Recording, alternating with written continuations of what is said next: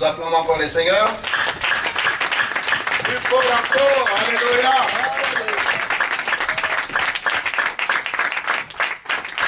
Il ne m'a jamais déçu un seul jour. Jamais, jamais, jamais. Et c'est par là que nous allons finir notre message d'aujourd'hui. Il ne m'a jamais déçu. David déclare, j'ai été jeune, j'ai vieilli. Je n'ai point vu un juste abandonné, ni sa postérité mendier du pain. Il ne m'a jamais, jamais, alors jamais déçu un jour. C'est comme ça que Dieu déclare dans sa parole, vous que j'ai pris à ma charge dès l'origine, vous que j'ai porté, que j'ai bercé, jusqu'à vos cheveux blancs, jusqu'à votre vieillesse, je reste le même. Alléluia. Je disais que c'est par là que nous allons finir notre message d'aujourd'hui.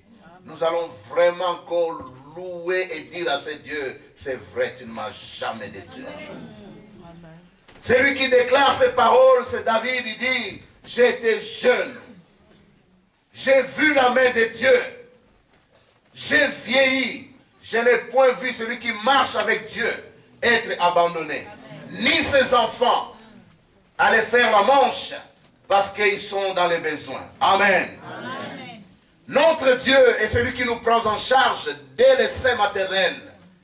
Et il déclare, je l'ai fait dans le passé, je vous prendrai encore en charge au présent et jusqu'au futur, je reste le même. Amen. Voilà des paroles qui doivent nous aider pour que la sémence de la parole de Dieu ne soit pas étouffée. Parce que nous venons dimanche après dimanche écouter la parole de Dieu.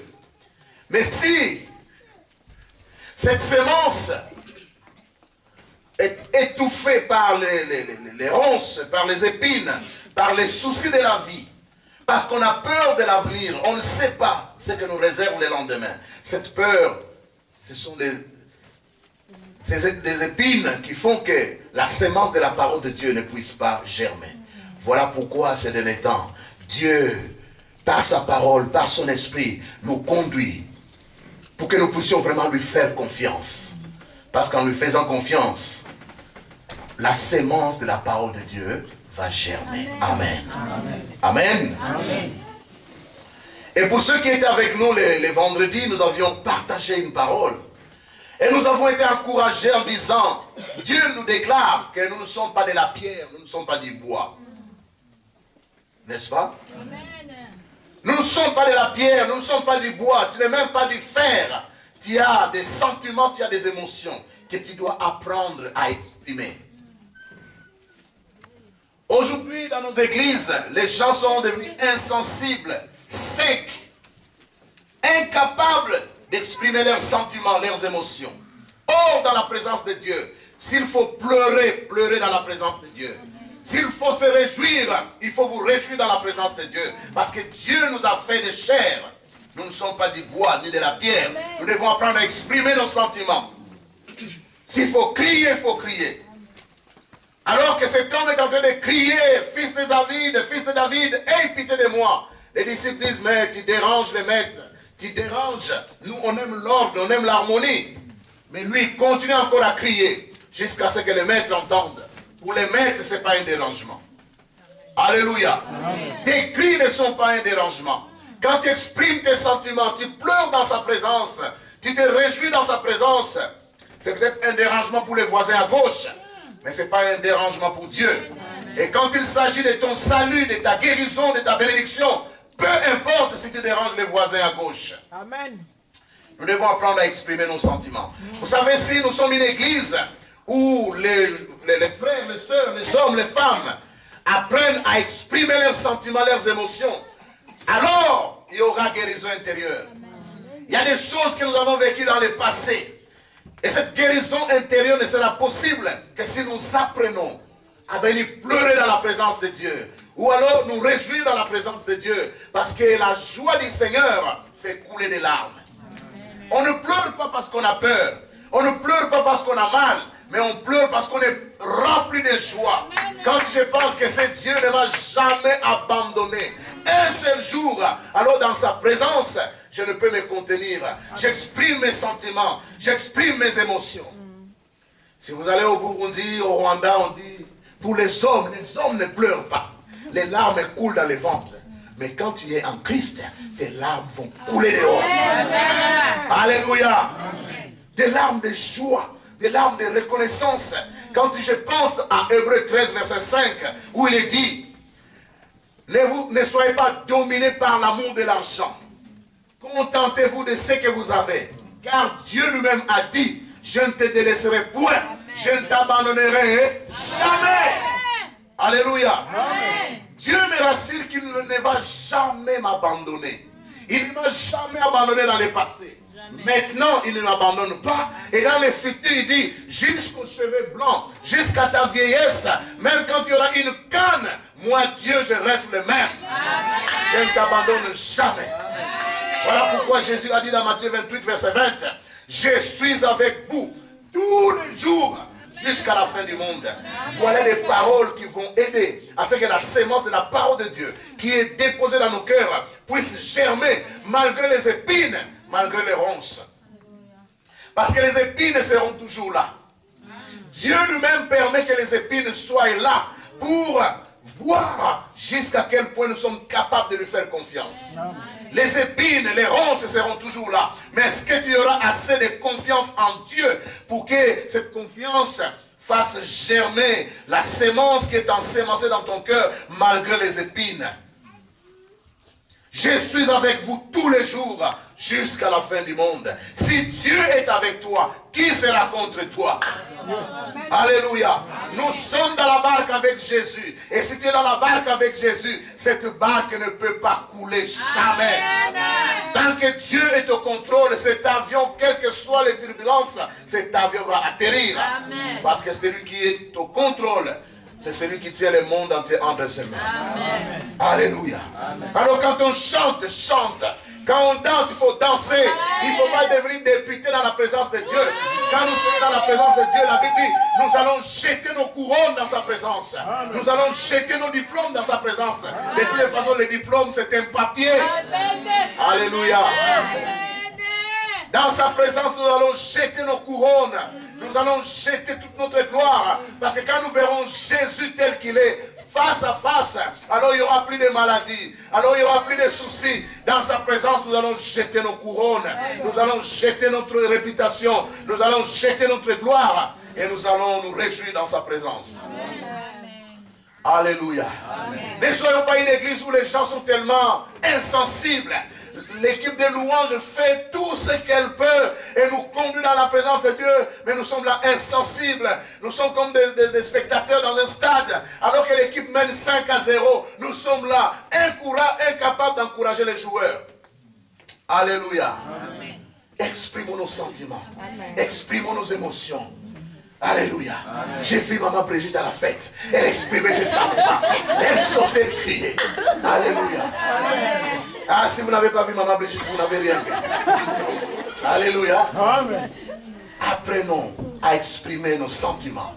Car notre guérison intérieure passe par là. Amen. Alléluia. Amen. Ne soyons pas insensibles. Nous ne sommes pas du bois ni de la pierre. Si Dieu voulait qu'on soit insensible, il allait nous créer comme la pierre. Mais même les bois pleurent. Parce que si tu vas, tu pinces les bois, tu verras que les bois même saignent. Les bois expriment ses sentiments, soit des sentiments de douleur ou de joie. Alléluia. Amen. Nous allons finir par là. Parce qu'aujourd'hui, il y a des gens qui vont rigoler, il y a des gens qui vont pleurer, il y a des gens qui vont rouler par terre. Nous allons parler d'un sujet qui va nous pousser à dire merci à ce Dieu qui n'a jamais déçu. Amen. L'église peut te décevoir. Ton pasteur peut te décevoir. Les frères et les sœurs peuvent te décevoir, mais jamais Jésus ne te décevra. Amen. Amen. Moi, j'ai souvent dit aux frères, si vous comptez sur le pasteur, si vous comptez sur les hommes de Dieu, sûrement vous allez abandonner. Moi, j'ai eu un pasteur qui était blanc, suisse. Donc, si tu attends que ces Suisses quitte ma campagne, qui vient te chercher à Maloué où tu habites, tu vas quitter l'église. Parce qu'il ne viendra pas. Et c'est le pasteur que moi j'ai eu. Il n'a jamais connu mon père, ni ma mère. La seule fois que j'ai été avec lui, c'est quand j'allais au bureau. Quand je lui parlais des projets, des mariages ou de ma formation, là, il me voyait. Il parlait avec moi. Mais en dehors de ça, il n'y avait aucune autre relation. Alors les gens abandonnent l'église parce que j'ai accouché, on ne m'a pas visité. Mais moi, je n'ai jamais reçu quoi que ce soit de mon église. Quand je me suis marié, l'église s'est contentée de diriger les cultes. Heureusement que j'avais des amis, heureusement que j'avais des collègues de travail. Ce sont ces amis, ces collègues de travail qui ont tout organisé. Je n'ai rien reçu de mon église locale. Je n'ai jamais quitté l'église. Au contraire, je me suis accroché. Chaque voyage, quand je rentre, je peux voir mon pasteur, il dit, ta place est ici, tu es enseignant. Il y a beaucoup de pasteurs au Congo, mais il n'y a pas assez d'enseignants. Reviens vite. Mais quelle était la relation de ces pasteurs avec moi? C'était à l'église, au bureau. Alléluia. Amen. Alors si tu quittes l'église parce que tu es accouché, on ne t'a pas visité, pars. Parce que tu n'as rien compris. Oh, moi j'étais dans les besoins, on ne m'a pas visité. Oh frère, soeur, tu as un berger qui est toujours présent. Amen. Il s'appelle Jésus. Amen. Ce berger-là, il est toujours présent. Amen. Même quand le sous-berger qu'on appelle pasteur n'est pas là, ce grand berger est toujours à côté. Amen. Dans les bons comme dans les mauvais jours, il est toujours là. Amen. La nuit comme le jour. La Bible dit qu'il ne dort jamais. Il ne somnole jamais. Il veille sur toi. Il a même mis un ange qui te garde. Parce que la Bible dit, l'ange de l'Éternel campe autour de ceux qui le craignent. Il les arrache à tout danger. Et tu cherches la présence d'un pasteur physique. Non. Accroche-toi au berger invisible. Accroche-toi à ce Dieu qu'on ne voit pas, mais qui est toujours présent. Amen. Comme ça, tu ne vas pas abandonner. Parce que les épines seront là. Un jour, Marie et Marthe, des amis à Jésus, elles avaient un frère qui est tombé malade et puis qui est mort. Ces deux sœurs pouvaient dire, fini aujourd'hui avec ce Jésus. Quand ce Jésus vient ici, on lui fait la semoule, les pondous. Mais regarde, notre frère est malade. Il continue à se trimballer, on ne sait où. Et quand il revient, c'est 4 jours après, le frère est déjà enterré. Sûrement, ces sœurs étaient vraiment comme les Africaines. Quand on avait besoin de lui, il n'était pas là. Qu'est-ce qu'il vient encore foutre ici? Alors, on lui fait remarquer que si tu avais été ici, notre frère ne serait pas mort. En d'autres termes, il tambola, tambola. Même quand on t'a dit que le frère est malade, tu continues à courir, on ne sait pas où. Alléluia. Amen. Mais Jésus dit, si tu crois, tu verras la gloire. Amen. Amen. Yes. Frères, sœurs, nous avons un berger invisible qui est toujours à nos côtés. Nous avons un berger qui ne nous abandonne jamais. Il dit, je suis avec vous tous les jours jusqu'à la fin du monde. Frères, sœurs, je suis ce que je suis par la grâce de Dieu. Amen. Mon pasteur physique n'a jamais connu mon père ni ma mère. Il ne connaissait même pas où j'habitais. Et pourtant j'étais fidèle à l'église. J'étais là. Aujourd'hui, nous allons parler d'un sujet, le Thanksgiving, action de grâce. Nous devons apprendre à dire merci. Pour ceux qui étaient là les vendredis, nous avons déjà commencé ce sujet. Apprendre à dire merci à Dieu. Avant même de lire la parole de Dieu, nous allons voir des hommes de même nature que nous qui ont compris les principes. Quand on parle de Thanksgiving, c'est un mot anglais qui signifie action de grâce. Thanksgiving, action de grâce.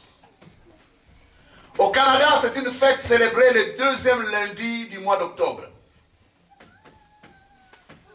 2e lundi du mois d'octobre, au Canada, ils célèbrent cette fête d'action de grâce. Une date qui a été fixée par le Parlement canadien, le 31 janvier 1957. Une journée pour rendre grâce au Dieu Tout-Puissant. Pour les bienfaits de Dieu dont jouit le peuple canadien. C'est-à-dire le Parlement canadien se réunit et dit, quand on regarde autour de nous, c'est vrai que nous sommes privilégiés. Nous avons la grâce, nous avons la faveur de Dieu. Quand on regarde les richesses que Dieu a données, quand on regarde la stabilité du pays, quand on regarde à l'économie, nous devons choisir un jour où l'administration sera fermée, où les entreprises ferment, nous allons nous retrouver pour dire merci au Dieu Tout-Puissant pour toutes les grâces, pour toutes les faveurs. Aux États-Unis, c'est célébré le 4e jeudi du mois de novembre. C'est pourquoi ce n'est pas les jours qui comptent, mais c'est quand tu réalises que c'est Dieu qui te fait réussir. Alors, tu choisis un jour. Même quand on parle de Noël, on célèbre la fête de Noël le 25 décembre. Il n'y a aucune preuve que Jésus est né le 25 décembre. Mais c'est une date qui a été choisie pour qu'on puisse commémorer la naissance de Jésus. Aux États-Unis, c'est donc une fête célébrée le 4e jeudi du mois de novembre. Toujours dans le même sens. Dire merci à Dieu pour ses bienfaits. En Chine, oh, j'étais étonné, même les Chinois. Alors je ne sais pas à quel Dieu ils rendent grâce. Parce qu'ils ont plusieurs dieux. Mais ils reconnaissent qu'il y a un être suprême. Tous les Japonais, c'est le peuple qui a plus de dieux que tous les autres. Mais même les Japonais reconnaissent qu'au milieu de ces milliers de divinités, il y a un être suprême qui est au-dessus. Il y a plusieurs dieux, mais au-dessus de ces dieux, au-dessus de tous ces dieux, soleil, lune, étoile, tout ce que vous voulez, au-dessus de tous ces dieux, il y a un être suprême, quel que soit le nom que vous donnez à cet être suprême, Zambian Pungu, je ne sais pas quoi, mais c'est un être qui dépasse tous les autres. Amen. Alors même les Chinois, ils ont choisi le 4e vendredi de novembre. Alors j'ai regardé Rachel et Léo, donc nous vraiment on a célébré comme les Chinois, parce qu'on l'a fait le 4e vendredi.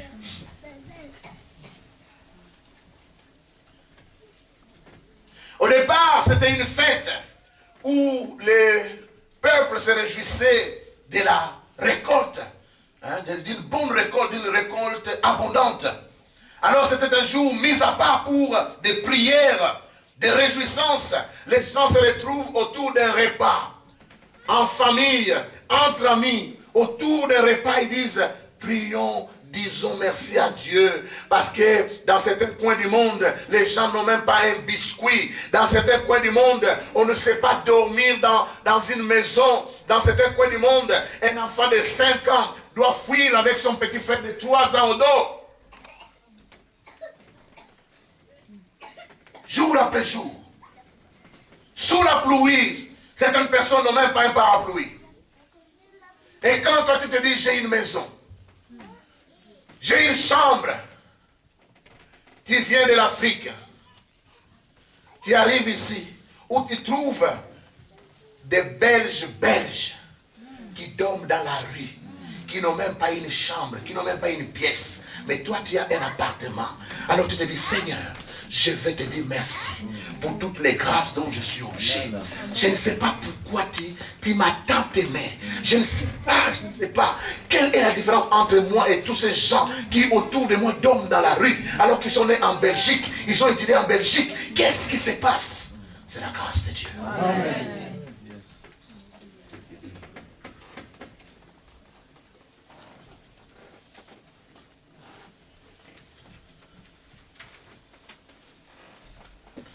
Comme je disais au départ, c'était une fête de moisson. Parce qu'on a sémé, on a cultivé. Et quand on a récolté, la moisson est tellement abondante, on dit, disons merci à Dieu. Parce que c'est lui qui nous a donné la sémence. Et quand nous avons pris la sémence, nous l'avons ensemencée en terre.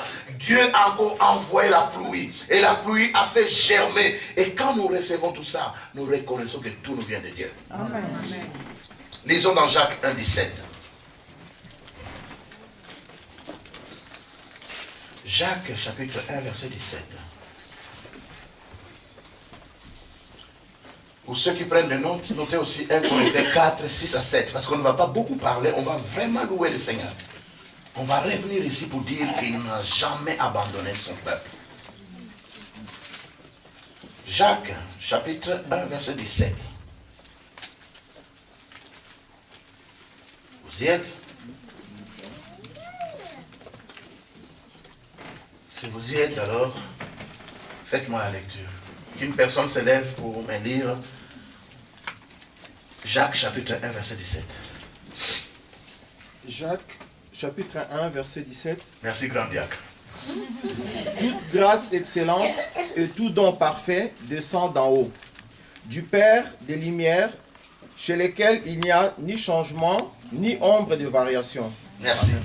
La première ligne nous dit, qu'est-ce que la première ligne nous dit? Toute grâce excellente et tout don parfait descend d'en haut.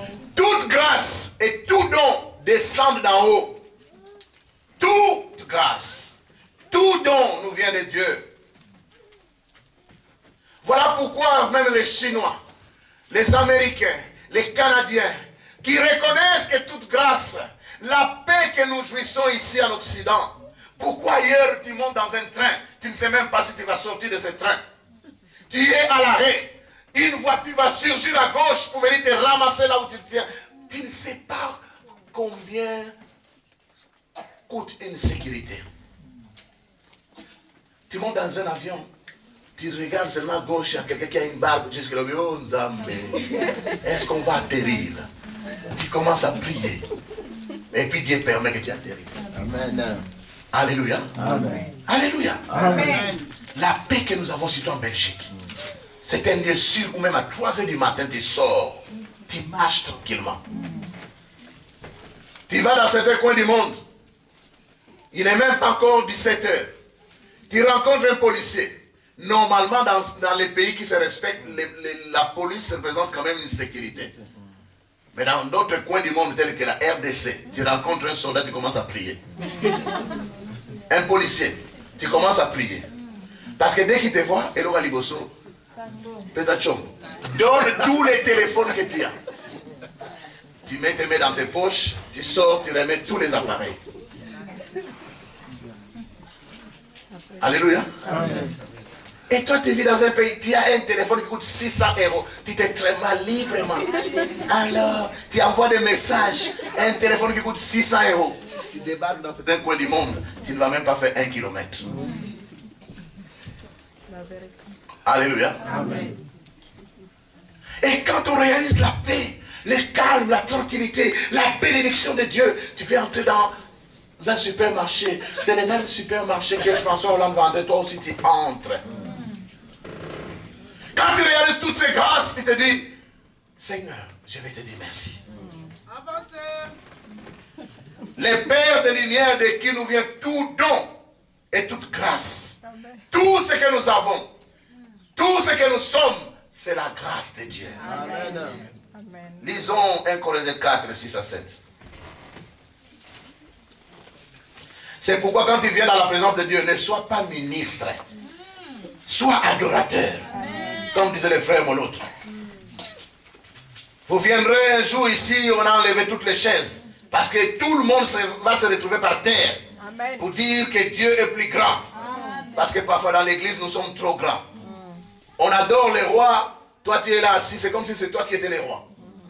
Je ne dis pas que s'asseoir, c'est mauvais. Mais quand on entre dans la présence de Dieu, on s'humilie tous. S'il faut s'agenouiller, on s'agenouille. S'il faut se prosterner, on se prosterne.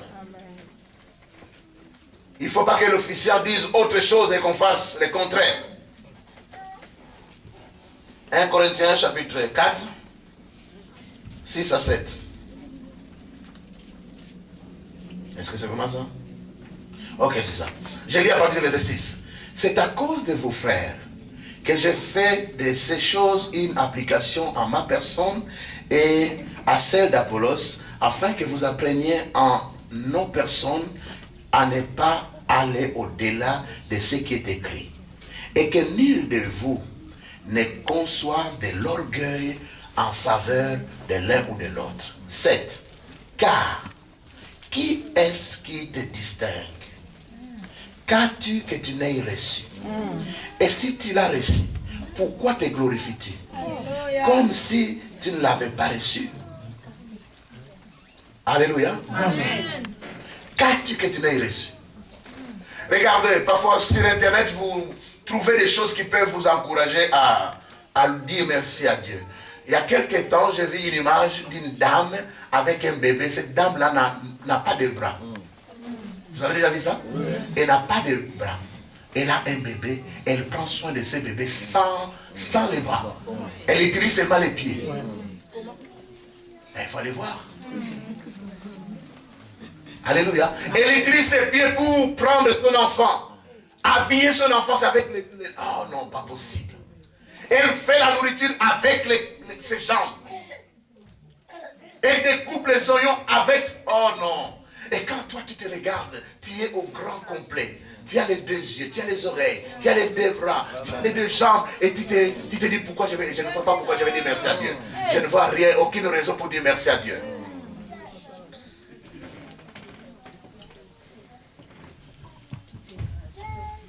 Qu'as-tu que tu n'aies reçu de Dieu? La beauté que tu l'as reçu de Dieu. Le corps que tu l'as reçu de Dieu. Si Dieu a permis que tu ailles à l'école primaire, l'école secondaire, c'est une grâce. Parce qu'il y a des gens qui n'ont pas eu de grâce.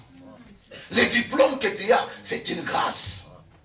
Même quand tu auras étudié, trouver du travail, ça sera encore une grâce. Parce que dans ces pays où, partout à travers le monde, il y a des gens qui ont des plus grands diplômes que toi, mais qui n'ont jamais trouvé du travail. Alors quand tu regardes à tout ça, tu te dis, si j'ai tout reçu, tout ce que je suis et tout ce que j'ai, c'est le fruit de la grâce. Alors je diminue devant le Seigneur. Je vais l'élever. Qu'il soit élevé, que je diminue comme Jean-Baptiste a dit, que je diminue et qu'il croisse, qu'il soit élevé. Parfois nous sommes trop orgueilleux. Notre maître est né sur une table. Jésus est né sur une table, dans une mangeoire, même pas la maternité. Et toi tu as eu la grâce, tu es né à Brigman, mais tu t'es plaint. Alors que c'est lui qui a fait les cieux et la terre. Il est devenu homme, il est né sur une table. Frères, sœurs, quand nous réalisons la grâce de Dieu, quand nous réalisons la bonté de Dieu, alors nos cœurs sont remplis de reconnaissance.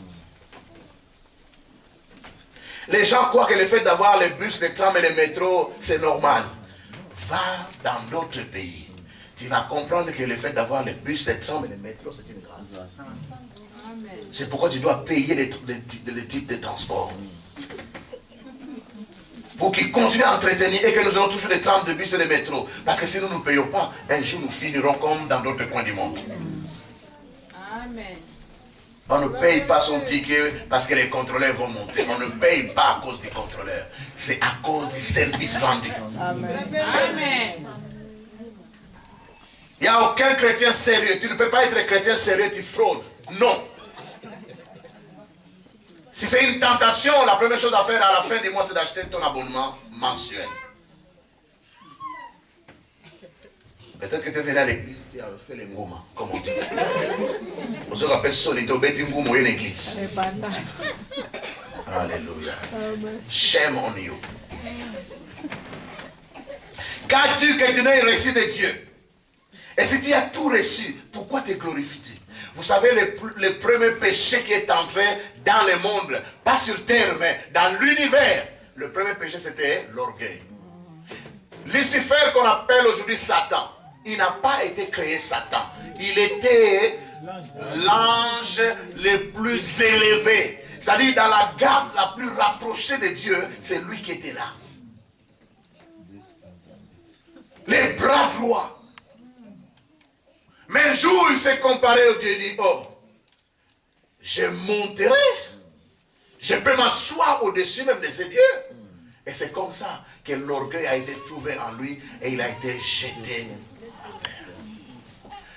Faisons attention, la Bible dit Dieu résiste aux orgueilleux. L'orgueil précède la chute. Et l'arrogance précède la destruction. Quand ton cœur commence à être rempli d'orgueil, la chute et la destruction est juste à la porte. C'est pourquoi Dieu veut qu'on soit vraiment humble.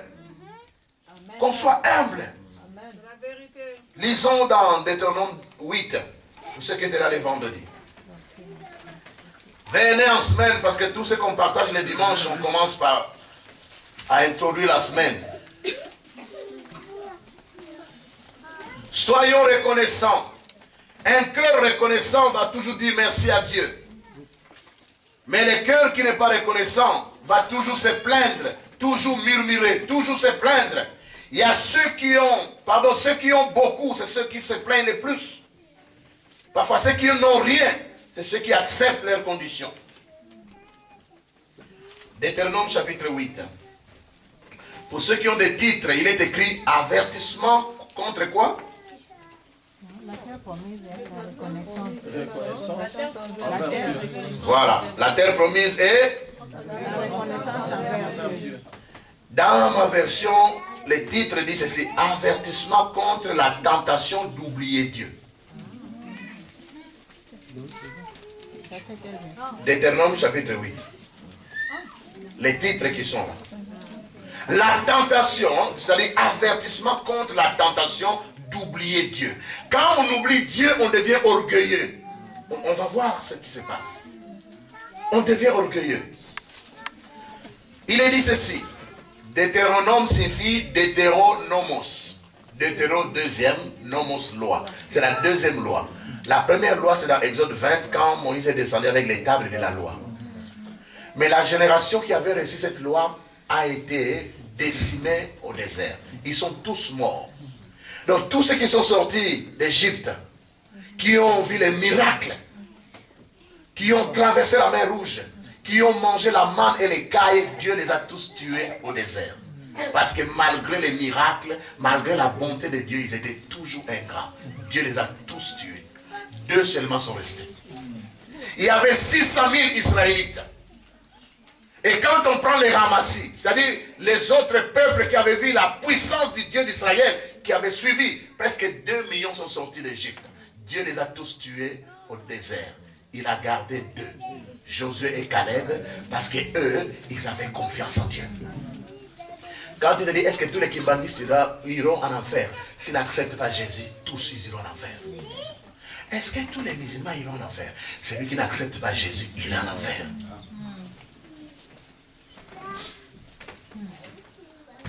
Le seul moyen pour être sauvé, c'est d'accepter Jésus comme Seigneur et Sauveur.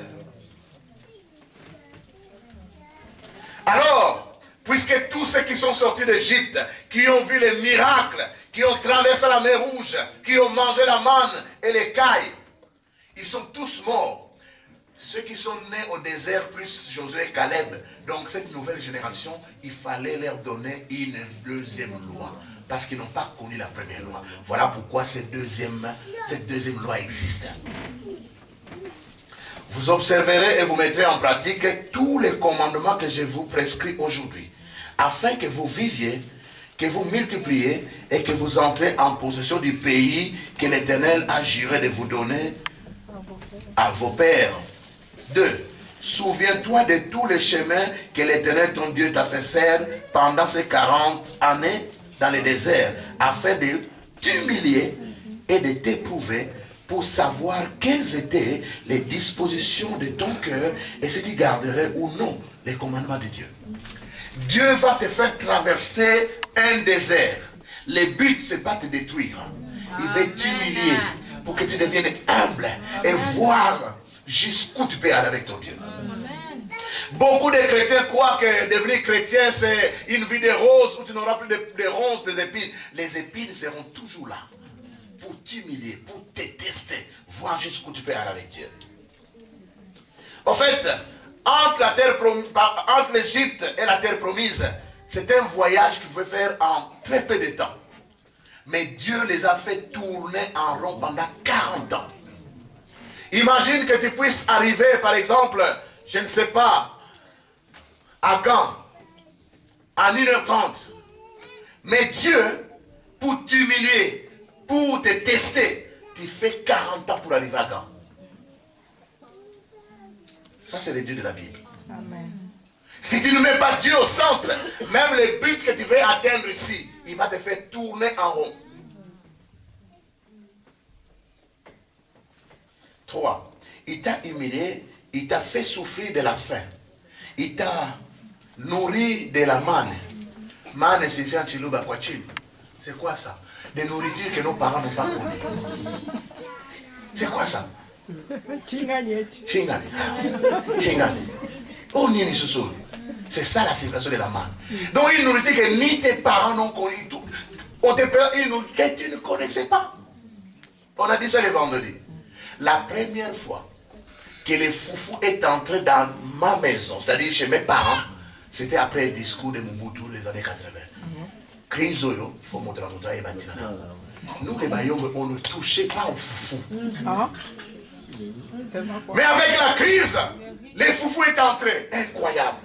Et puis on commence à voir cette pâte qu'on ne connaissait pas. C'est quoi ça encore? La manne. C'est la manne. C'est la manne. C'est la manne. Nous, c'est les riz. C'est les bananes plantains. Parce qu'on a l'abondance. Mais ces maniocs-là qu'on va moudre, c'est quoi ça? Et on a commencé à manger. Aujourd'hui, les baillons, ils vous avalent les foufous. Alléluia. Amen. Pourquoi? Dieu a brisé l'orgueil des Aïrois. Les Aïrois, c'était seulement l'orgueil. Même quand il a 1000 euros, il va acheter des vêtements qui coûtent 980. Il lui reste 20 euros. Et les 20 euros, il ne sait même pas mettre les carburants. Alors, Dieu, pour briser l'orgueil d'Israël, je vais vous envoyer Mobutu. Et Mobutu a été un instrument pour briser l'orgueil d'Israël. Avec tous ceux qui ont suivi aussi. Dieu connaît les équipes pour briser l'orgueil. Alors tu descends à Kinshasa, tu vois une jeune fille bien habillée, bien maquillée. Qu'est-ce qu'elle fait comme travail? Elle est juste devant la porte d'un magasin de Libanais. Tu achètes les mèches, elle propose si elle peut te tresser. Avant, une jeune fille quinoise ne pouvait pas faire ça. Tu vois une quinoise là bien parée, et puis avec, elle vend des oranges. C'était impossible. Mais Dieu, par la souffrance, a brisé l'orgueil.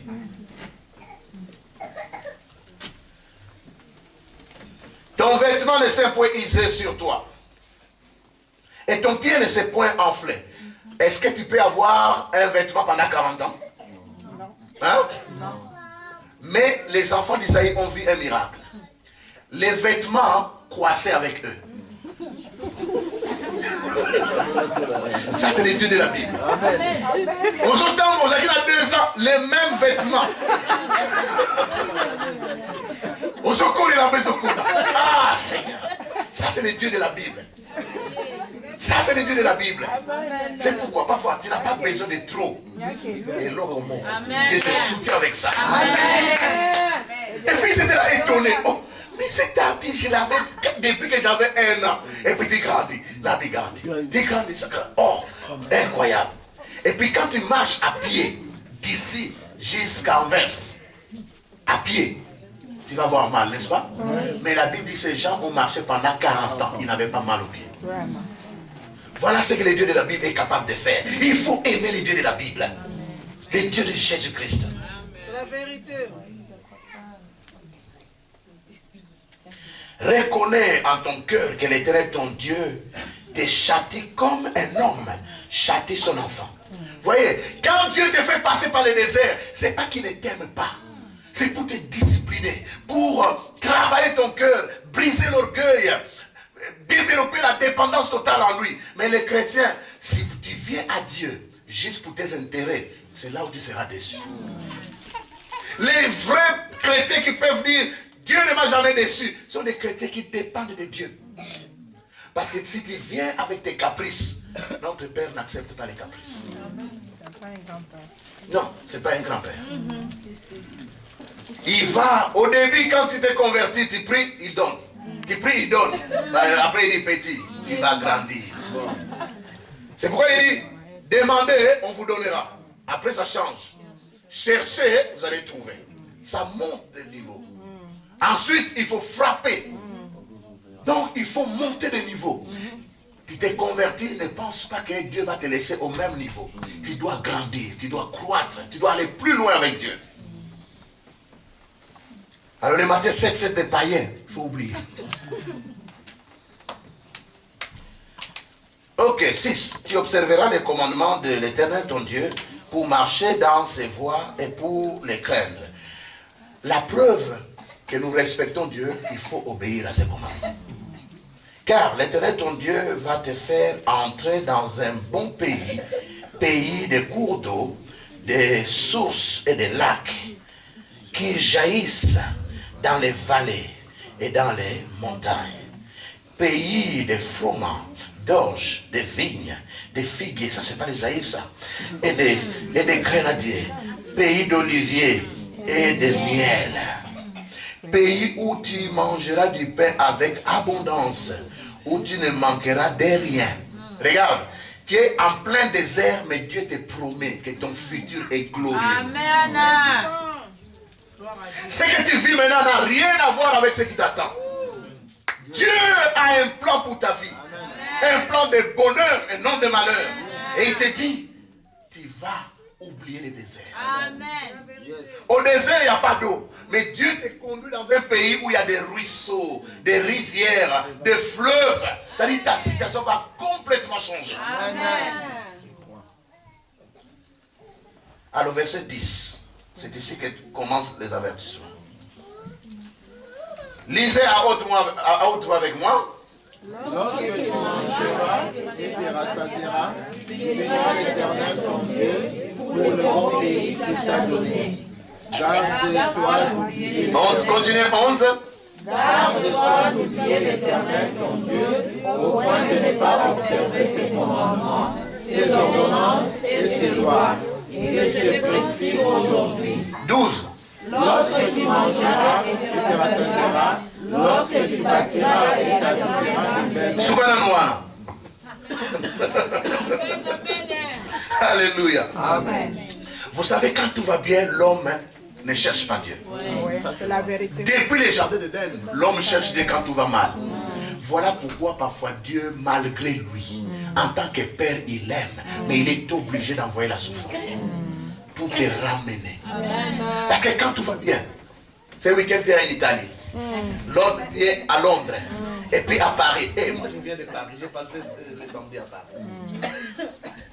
Toute la journée de 9h à 19h, on était là dans un séminaire. Je suis revenu, il était presque 1h du matin. Voyez, quand tout va bien, les gens ne cherchent pas Dieu. Mais si tu apprends à marcher avec Dieu, quand tout va bien, il va t'épargner des soucis. Amen. Tellement qu'il t'aime, il préfère te faire souffrir maintenant pour que tu ailles au ciel. Parce que si tu te laisses continuer, tu iras en enfer. La perdition, elle est graduelle. Tu te perds au fur et à mesure. Tu t'éloignes au fur et à mesure. Alors, il met des feux rouges, des feux oranges. Il dit attention, attention. Mais quand tu continues, tu as déjà traversé le feu orange, ça sera rouge. Alors, il est obligé de te punir pour que tu reviennes. Mais tout ça, c'est dans son amour. C'est pas parce qu'il ne t'aime pas.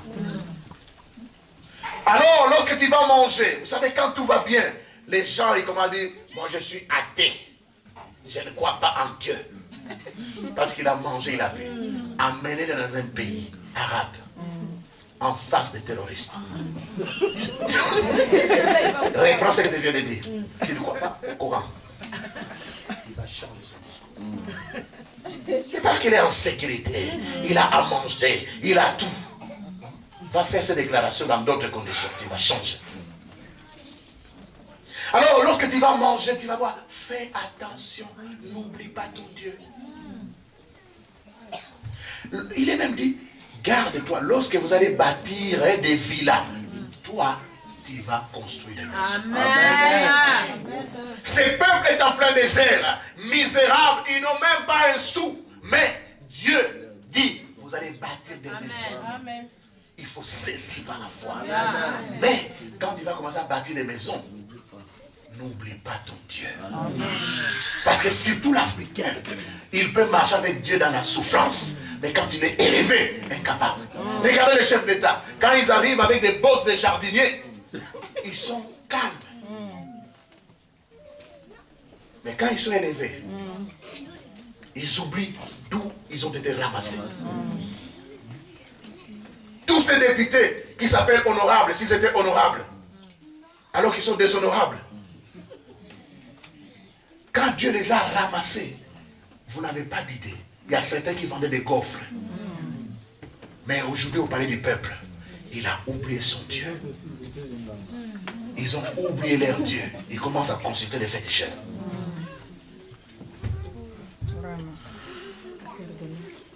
N'oublie pas ton Dieu.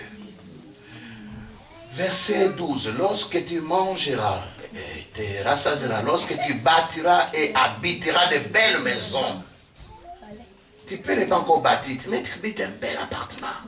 Bien orné. N'oublie pas ton Dieu. Ou tu es là devant la télé, c'est l'intercession, tu es là devant la télé, tu es en train de zapper. Tu arrives à la fin du mois, tu commences à poser des questions. Est-ce que je dois aussi payer la dîme? C'est même Dieu qui t'a donné le corps. C'est même Dieu qui t'a donné la santé. C'est grâce à la santé que tu peux travailler. Amen. Même les crédits, quand tu vas contracter un crédit, c'est d'abord la santé le premier capital. Amen. Si tu es malade, qui va te donner le crédit? Si on sait bien qu'avec cette maladie, tu vas mourir dans 3 ans, tu n'auras pas de crédit. Donc les crédits que tu as de la banque, c'est grâce à la santé que Dieu t'a donnée. Alors quand tu arrives à la fin du mois, tu réfléchis 2 fois. Regarde, même si ton mari n'est pas croyant, même si ta femme n'est pas croyante, quand il s'agit d'obéir à Dieu, tu dois obéir à Dieu. Parce que la bénédiction vient dans ta maison grâce à toi. Amen. Même si ton mari ne comprend pas encore, dis-lui, tu comprendras plus tard. Amen. Mais je vais appliquer la parole de Dieu. Amen. Alors quand on aime Dieu, donner, payer sa dîme, donner les offrandes, soutenir l'œuvre de Dieu, c'est naturel. Amen. Par reconnaissance, quand je sais que tout ce que je suis, tout ce que j'ai, lui appartient. Amen. Parce que c'est lui le maître. C'est lui le Seigneur. Moi, je suis son esclave. Par définition, l'esclave n'a aucun droit. Est-ce que je me fais comprendre? Oui. L'esclave, par définition, c'est quelqu'un qui n'a aucun droit. Tout ce qu'il est et tout ce qu'il a appartient à son maître. Alors toi, tu as des privilèges. Dieu te donne des privilèges. Profite de ces privilèges, mais tu n'as aucun droit devant Dieu. Amen. Amen. N'oublie pas ces choses. N'oublie pas ces choses. Ok, je vais m'arrêter ici parce que sinon on ne va pas louer. Je vais m'arrêter ici. C'était le but de mon message.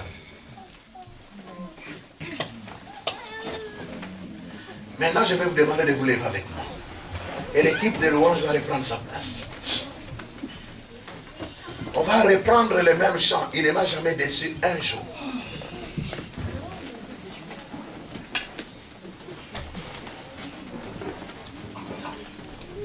Tu peux même sortir de ces rangs, parce que ces chaises-là aussi nous bloquent. Sors même de toutes ces rangs-là. Si tu vas pleurer devant le Seigneur, pleure. Tu vas exprimer ton cœur de reconnaissance. Quand tu regardes à l'amour de Dieu, à la bonté de Dieu, à la fidélité de Dieu, qu'as-tu que tu n'aies reçu de Dieu? La santé, les corps que tu as, toutes les bénédictions viennent de Dieu. Alors, oublie ton honneur, oublie, je ne sais pas, réputation ou quoi. Nous allons tous nous jeter à ses pieds. Nous allons abandonner nos couronnes. Toute notre gloire, nous allons abandonner à ses pieds. Et nous allons dire, tu ne m'as jamais. Ne disons pas, il ne m'a jamais. Dis, tu. Hein? Tu ne m'as jamais. Tu t'adresses directement à Dieu. Tu ne m'as jamais abandonné un seul jour. Et puis nous allons adorer. Nous allons louer. Tu vas commencer à citer les bienfaits de Dieu. Regarde cette année. Cite même 3 ou 5 bienfaits de Dieu. Dis merci à ton Dieu. Action de grâce. Que Dieu voit que nous sommes reconnaissants. Et si Dieu te met à cœur de venir s'aimer dans sa maison, tu te dis, Seigneur, si tu ne m'avais pas béni, je n'aurais pas ce que j'ai. Voici ce que je vais aussi retourner dans ta maison. Tu veux le faire, fais-le. Parce que la bénédiction passe par là. Ne regarde ni à gauche ni à droite. Viens rendre grâce à Dieu. Viens dire merci à Dieu. Nos yeux sont fermés. Nous ne regardons ni à gauche ni à droite.